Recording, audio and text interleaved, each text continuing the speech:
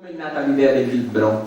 E che cosa c'è di più? Ma voi con queste belle parole sono soltanto emozionare a me.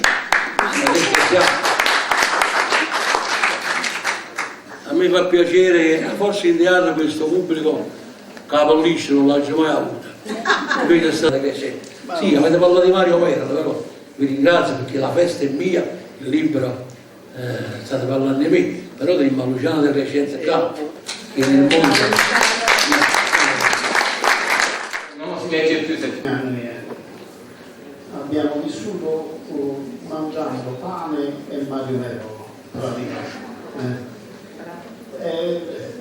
Non è semplice la cosa, essere napoletano non è semplice, perché deve sapere che c'è stato un filosofo importantissimo, Nietzsche, che un giorno ha detto che il sublime lo si raggiunge solo quando la commedia e la tragedia contano. al 2000.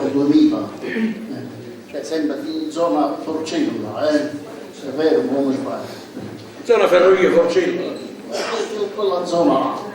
Ma io sono sicuro che lo capivo io, ma se fosse arrivato un torinese o un milanese, forse non l'avrebbe capito. Non lo so, per ritornare qualche anno indietro e rivedermelo di nuovo provando le stesse emozioni.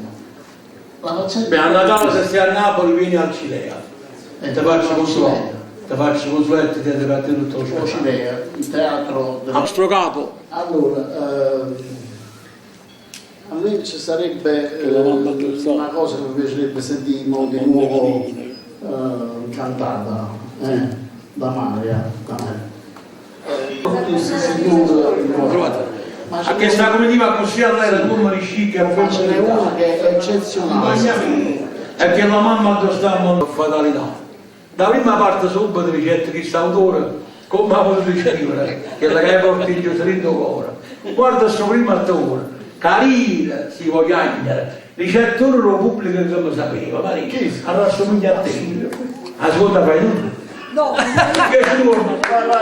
perché c'è come da sto cinematografo o vuoi sapere perché mi piace assai e che lavoro fa? Un'amore tragica, dice che belle non mi porta pare, non c'è mica meglio assai, no portami, e che facetto, non dico me, ma io credo pazzesco l'ambiente, cioè c'era gente di tutti i tipi e lui faceva la parte del buono e c'era un cattivo. Quando questo cattivo lo stava per ammazzare, lanciarono dalla sala un coltello, dalla gente, lanciò un coltello. Ma chi? Poi a un tale interno, non tentava di dire qua, inventato da me, la sceneggiata scritta da Crescenza, lo grande coro Vicenza, però sta battuto giusto lì, mettava vicino a noi senza una lacrima. Quei 7-8 milioni. Sì, quelle giocate sono finite, sono finite. Anche perché tengo 70 anni e 70 anni. Come fai? Come i 40 allora non devi pensare, basta. E poi la soddisfazione che ho avuto oggi di fronte a questo grande pubblico, ma io non mi hai guardato.